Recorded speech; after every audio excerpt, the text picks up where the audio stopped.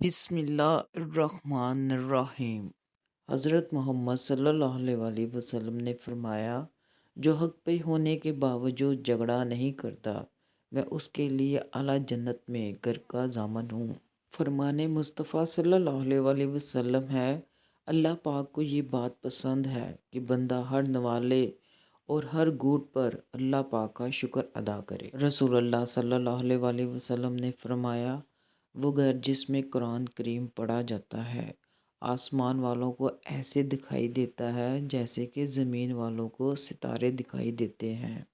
رسول اللہ صلی اللہ علیہ وآلہ وسلم نے فرمایا کہ بندہ بیمار ہوتا ہے یا سفر کرتا ہے تو اس کے لیے ان تمام عبادات کا ثواب لکھا جاتا ہے جنہیں اقامت یا صحت کے وقت یہ کیا کرتا تھا۔